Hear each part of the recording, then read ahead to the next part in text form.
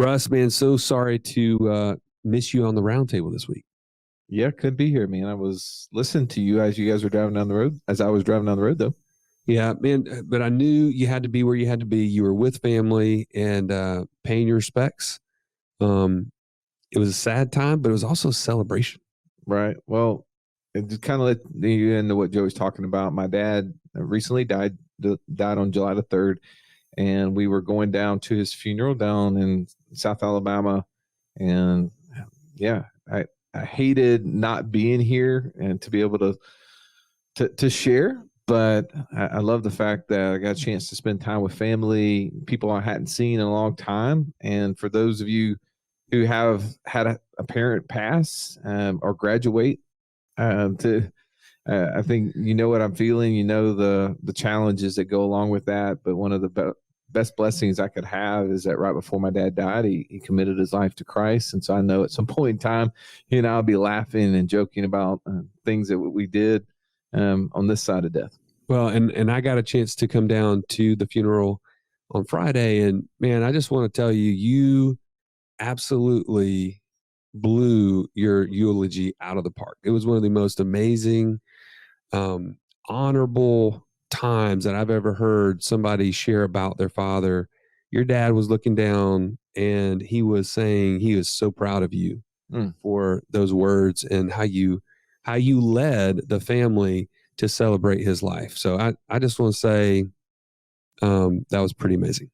Well, talking is never hard for me, but I will say that was probably the toughest talk I've ever had to give, but one of the more exciting ones because I got to share the story of him coming to Christ. And there's a lot of people who knew him in his life that would have never thought that would have happened.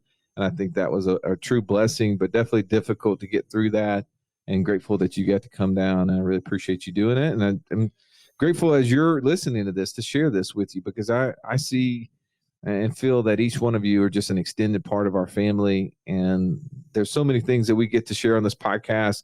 And I definitely would hate that I didn't share this with you, but also kind of moving on a different note, talking about sharing, right? This podcast episode is we're going deeper into another, topic of how do we become financially free and some of the steps we have to take. Sometimes we're sharing things with people that we value their opinions of. And today's episode is how do we share the infinite banking concept with our CPA? Yeah, we got to share all of our takes on why you should share with your CPA, how you should share with your CPA, in what light, how do you position this? What is their role in that process? Lots of really cool takeaways, but also just to help you kind of have that comfort level when you step into that position and are sharing this with them. Some key things you can do and take away from that. So without further ado, let's belly up.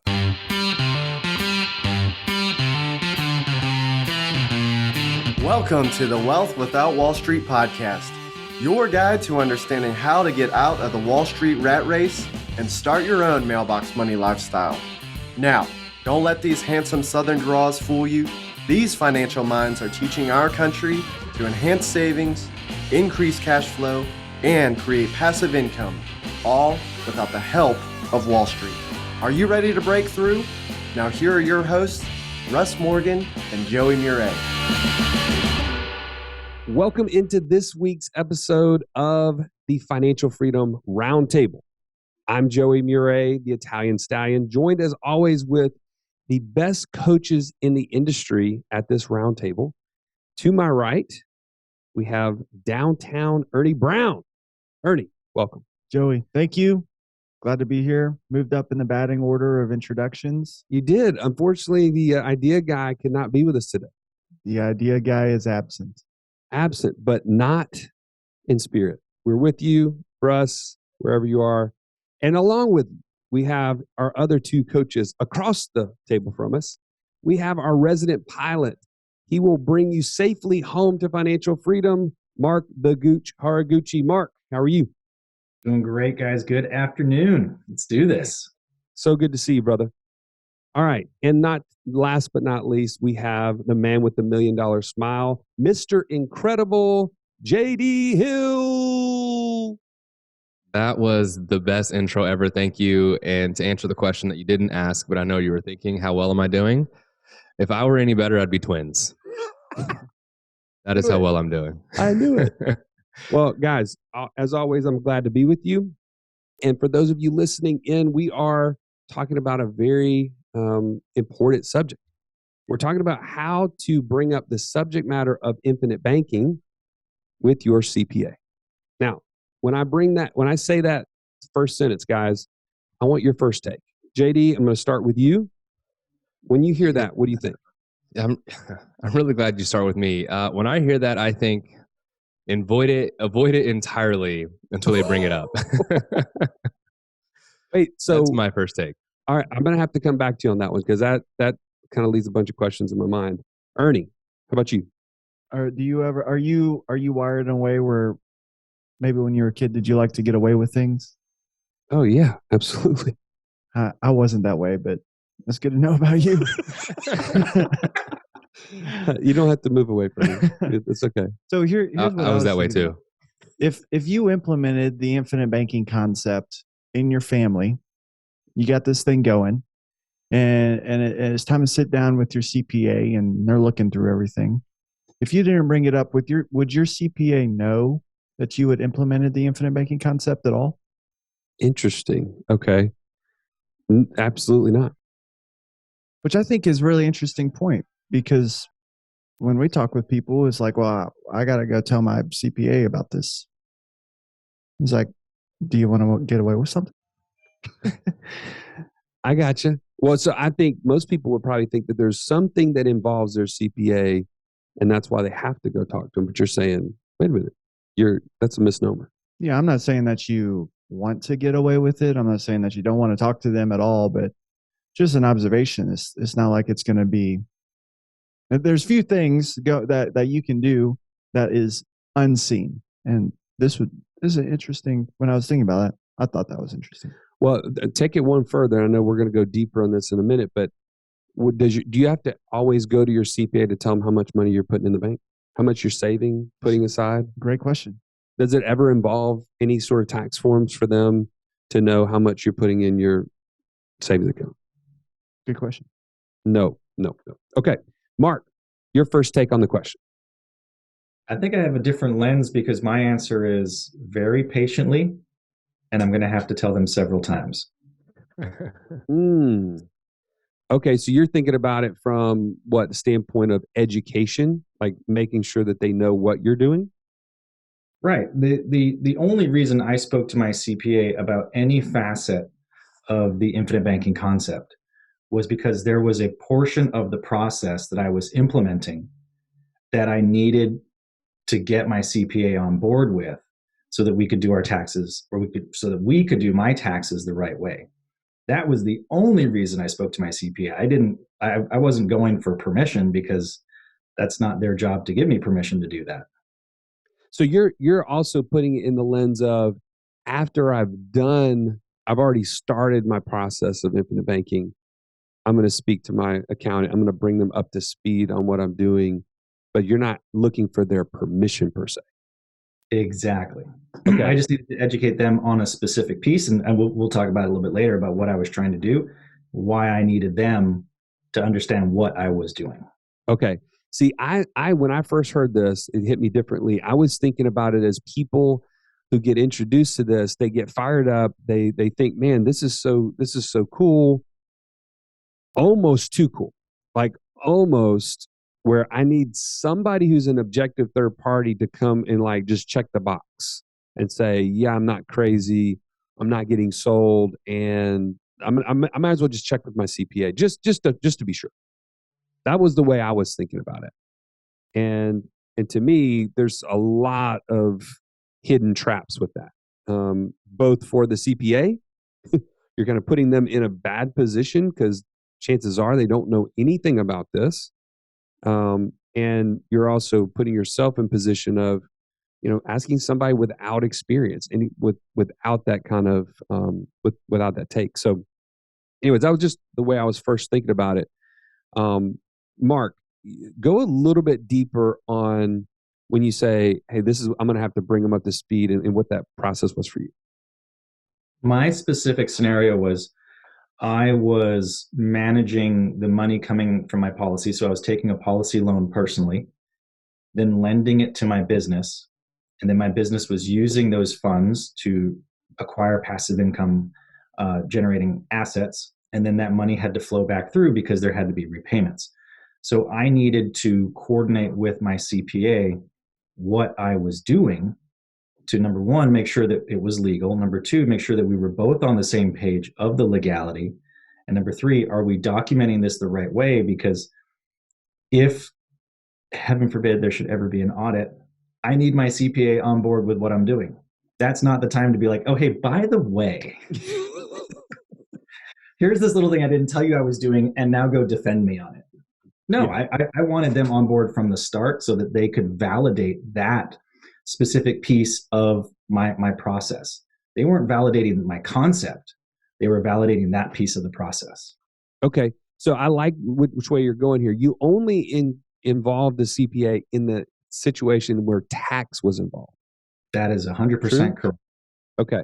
Because as we're actually doing this, Anna, I'm giving you a shout out here, mentioned like, why would I want to speak to my CPA in the first place and tell them about whole life policies and IBC? To your point, Anna, it's exactly what we were saying before. There is no part of this process that requires a CPA's input. And so, but there are times, like for instance, what you're saying, Mark, where you need to make sure that you and your CPA are on the same page with what you're expecting, how you're expecting them to treat you from a tax situation. What other reasons would people be using their CPA or talking to CPA about IBC? What other ideas you guys have? I mean, I think when you start to consider the level of contribution, right, that you can put inside of one of these policies, it far exceeds that of the limits on an IRA or the limits to a 401k or any other qualified plan, right? Because the contribution limits are essentially unlimited based on what you qualify for, not some predetermined set number by the government. And so I think when you start to consider those contributions, naturally the question becomes, well, can I deduct this premium? Right. And so that becomes a question that people would take to their CPA of, hey, I'm considering doing this and I'm considering putting, 10 or 30 or 50 or 100 or 200,000 or whatever the number is a year into one of these infinite banking policies. Can I deduct this premium? And so I think that would, create this initiative or this perspective of needing to go to my CPA to now engage them in this conversation. Gotcha. Yeah, and in that vein, the idea of the ability to put large sums of money into those things. I mean, how often have we heard of people whose CPAs have been counseling them, who their role is accounting and tax preparation, and so we're looking to mitigate taxes, and these qualified plans create it takes some of that income off the table for so many years, and then people come and implement this process, and a lot of times they're finding better residing places for that cash than in those retirement plans. And so now there's a little bit of the CPA has been saying, hey, we can reduce your tax liability this year by putting money into these retirement plans, but now you've gone and taken this money and put it somewhere else. We've got a problem from what we were doing before. And so in the nature of tax and contributions, I think that becomes a conversation. That's a good point. I think sorry. Go ahead, Mark. I would jump in on that one is to JD's point of, hey, I want to put, X amount into this policy. What do you think? Well, that might be a great time actually to speak to your CPA and say, hey, can you help me double check my books? Double check the cash flows, double check where my money's coming through, because this is how much I'm seeing that I've got available to do this. Can you quality control my math? Show me and help me validate that, okay, yes, I do have those funds. Awesome. I'm going to go ahead and use those then, because now you really are leveraging the talent of your CPA in helping you decipher those numbers and move through them and figure out where's the money hiding, where is it residing. So let's leverage the best of what our talents and our skill sets are So let's use that CPA when the time is appropriate for what we need. But also remember, they may not be the expert or the knowledge base that you are seeking for IBC, but they can help you with parts of it. That's a great point. Keep your CPA in their lane. I think you're doing them a disservice when you try to bring them into, like, for instance, most people are learning infinite banking over a period of time. True? Whether they're reading Yes. a book, they're listening to our podcast for multiple months potentially. I mean, they're taking courses on this. We have IBC 101, IBC 201 within our financial MBA, and all these things, right? But then you're saying, hey, by the way, CPA, is this a good idea? Yes or no? I mean, that's just not fair. And to be honest, how many accountants are okay with making mistakes? Yeah, I mean, they can't really, right? they can't afford to make mistakes on your behalf. This is not what they do. They do not Yeah. make mistakes. Russ makes mistakes. Okay, we allow him to make mistakes, but beyond that, like, accountants are not. That's not what they do. Now, the other question I would have, I'm going to beat up on this in just a minute before we move to you, JD, on your answer. I want to go deeper on that. When people go to their accountant for, hey, this is a financial tool that I'm thinking is going to help me get to financial freedom faster, you're asking your accountant. Here's the qualifying question, and it could be anybody, not just your accountant. Is that person financially free? Is your accountant financially free? Are you taking advice from somebody who is where you want to be? If that's the case, like, you got to start with that, right? And maybe your accountant is financially free, and they just love doing taxes and audits or whatever, for you. But they don't have to because they're financially free. If you don't know that, don't go to them and ask them if this is the best thing for you to become financially free. I want to beat up on that a minute because, man, it all depends on who you're asking for advice. JD, let's jump into yours for a second. You say avoid this like the plague. Why? You why added that in there. world? You added the plague in there. Well, I gotta make it juicy here. Come on. Of course, yes. Look, I think people are experts in certain spaces, right? I know enough to be dangerous about accounting and taxes and bookkeeping, but I'm by no means qualified to be able to give real meaningful advice in that space.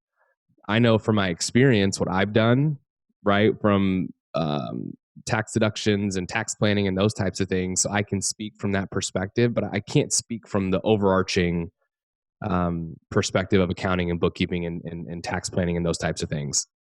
And so I think generally what happens is,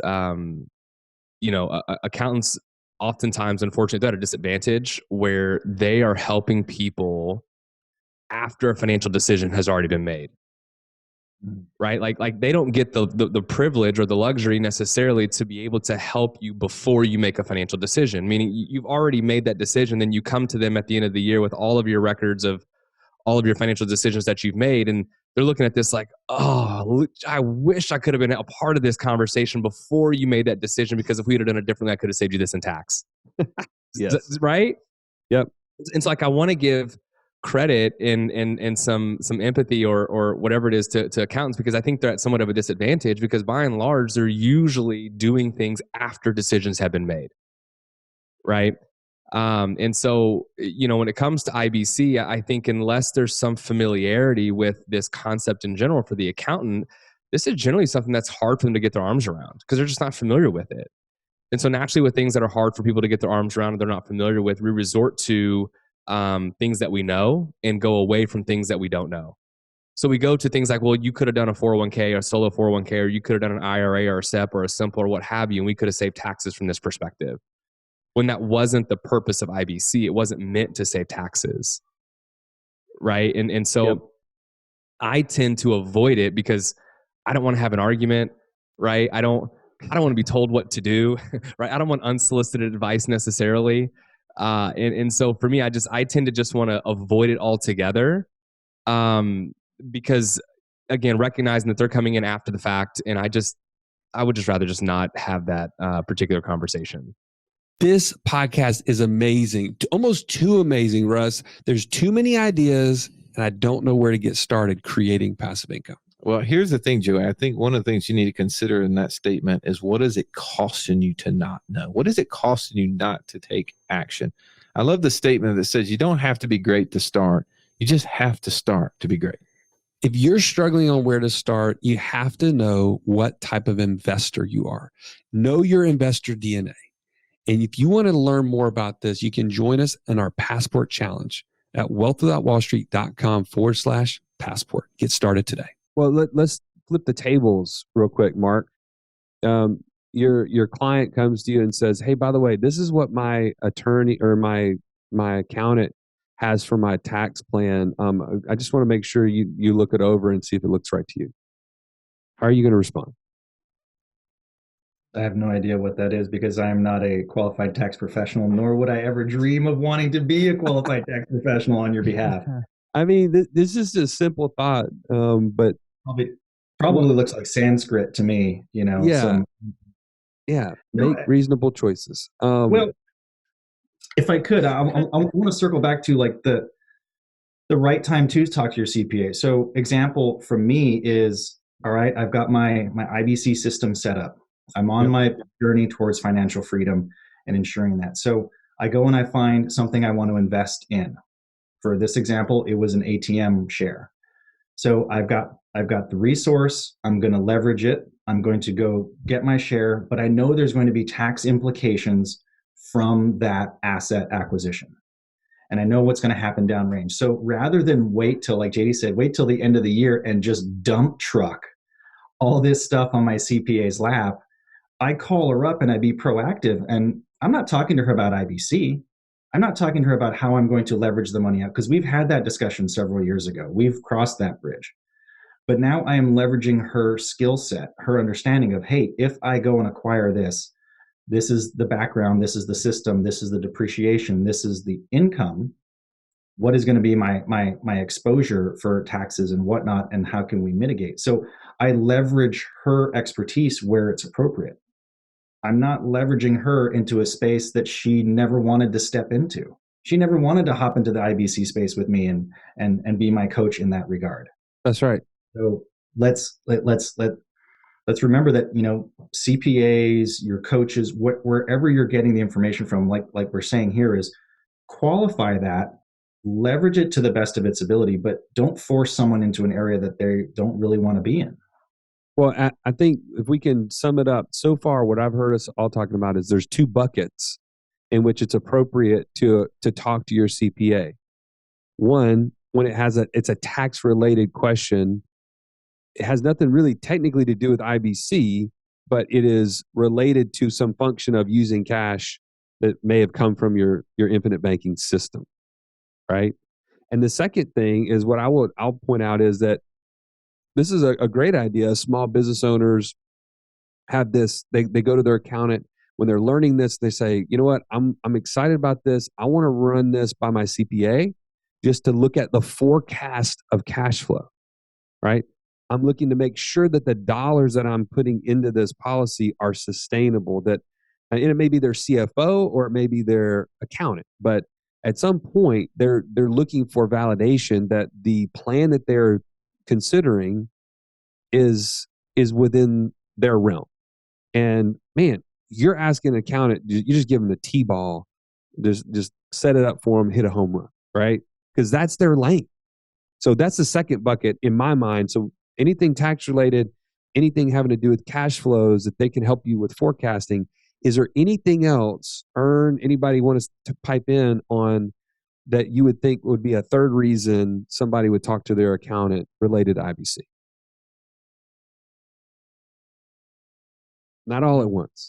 I don't have. I think what Mark said at the very beginning, when the accountant forecasting cash flows, like you just said, the accounting of this, the tax, when we do get in a position where we do have access to cash to lend to business activities, there are some benefits of creating loan interest expense deductions that a CPA can absolutely help with, that is a part of the process of infinite banking. And that is, in my opinion, the most worthy conversation to be had. And also one of the most compelling ways to get your CPA on board with the idea of infinite banking is look at what this look at what this pool of cash used in this way created for me. And I think that's a powerful teaching moment. No doubt. Any other reason, JD, that you can think of people would address their account around this?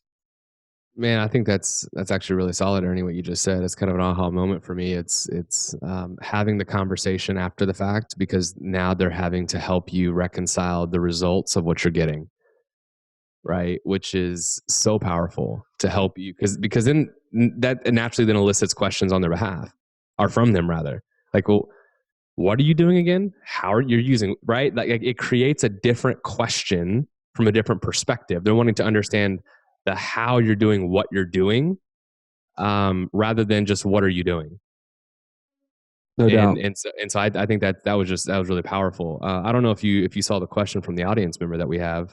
Yes, did you see that question? I was about to bring light to that. We do have a question from the audience. Okay. Yeah, Okay, I'll read it. How long did you have to search in or train to find a CPA who could help you with IBC? I'll answer that. It was very easy because when I was working with Russ, he already had an accountant who had already bought policies from him. So it was like ridiculously easy for me. I don't know. I wonder who asked that question. JD, what about you? I haven't, like my CPA is kind of neutral on the matter. She's not necessarily for it or against it. And so I don't get a lot of questions or pushback on what I'm doing in that particular space. She's an older gal. She's been doing accounting for 30 plus years. And I think she's getting ready to retire. So she just doesn't have the headspace or the mind share to even engage in those types of conversations. I'm sure I'll be moving over to the same accountant that basically everybody at Wall Street uses soon. So I haven't really had to approach that conversation, thank goodness. Well, and obviously Ernie, he immediately got brought into the fold as well. Mark, you had to train your CPA, it sounds like. So it wasn't like you had to search for one. Well, I got very, very fortunate. The group that I work with, the lady who was assigned to me, we've been working for several years.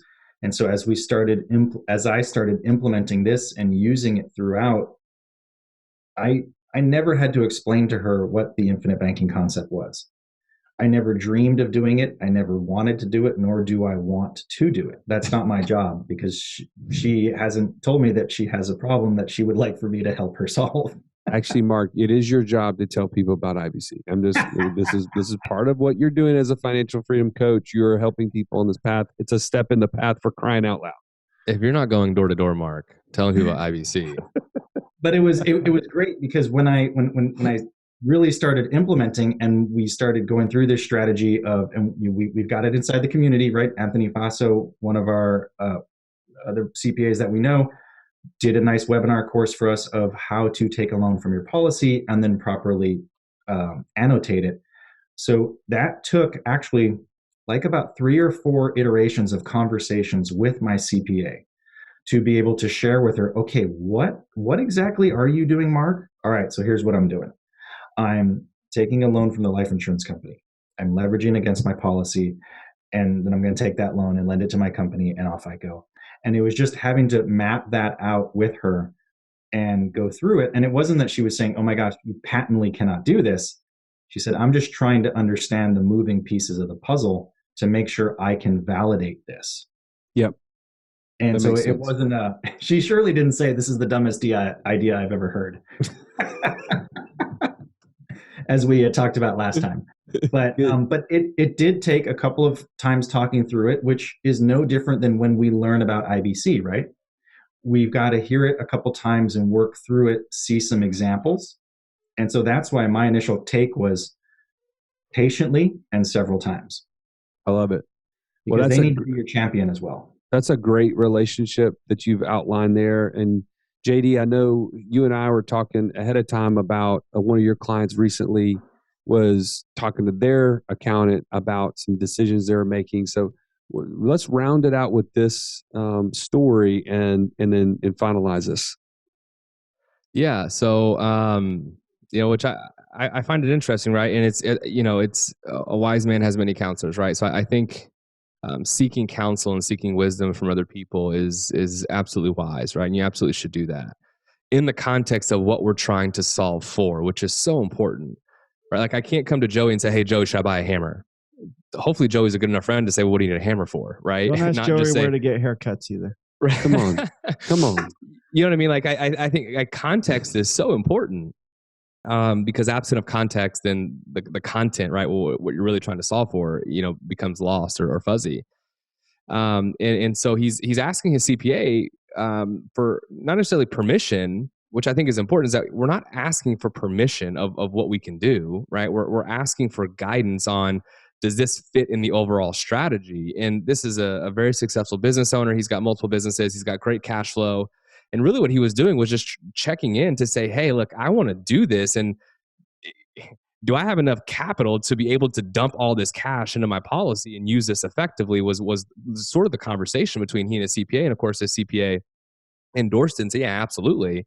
And so he wasn't asking his CPA for permission, right, to do IBC. He was asking his CPA, do I have, help me understand my cash flows to be able to make this decision more efficiently and effectively so I know I'm making a good decision and funding it correctly.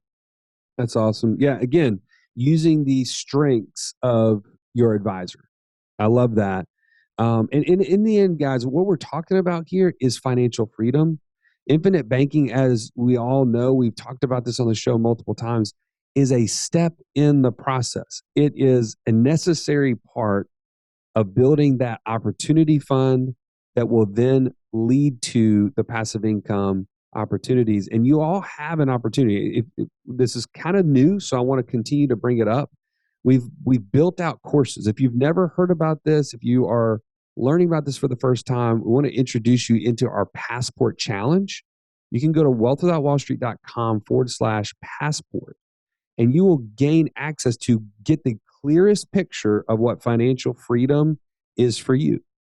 If you don't have that, infinite banking doesn't matter. True or false, Mark? Gotta know where you're going, man. I can't help you pack the bag. I always like asking you that because I love that idea. I can't help you pack your bags if you don't tell me where you're headed. So get clear with your goal. The passport is there to provide clarity. And then secondly, step into our Pathfinder course where you know what sort of investor you are, what your strengths and weaknesses are, how you see the world so that you can match up the top 2 passive income streams that would fit for you. Do you need a partner? Do you not? Can you go solo? These are questions that you answer for yourself. And then you lead to all these other aspects of how do you control your steps to financial freedom? What levers can you pull to get there faster? And it comes all full circle when you meet with one of these coaches. When you sit down with them and they can point blank tell you, look, when you do this, you fill out your top passive income source and you go down this path, we can get you there in 6 years. We can get you there in 3 years. When you see that, I mean, you're motivated to start making it happen. You're no longer stuck on the retirement train that everybody around you is, and they're deferring their life until some hope strategy takes over. You can take control, and you need a coach at the end of the day. That's why we bring these guys around the table every single week so that you get to hear from them. And by the way, that's the last piece, is the support. The support piece is that last step in becoming financially free, and you have a chance to be a part of our inner circle. If you want to learn more about that, go to wealthwithoutwallstreet.com/inner circle, which is where we're heading in just a minute to go deeper in this subject and to get people on the freedom train. As always, thanks for listening in to this episode and have a great day. This has been the Wealth Without Wall Street podcast. Don't forget to subscribe to the show to break free of the Wall Street mindset and begin building wealth on your own terms in places you understand so that your wealth will never run dry. See you next episode.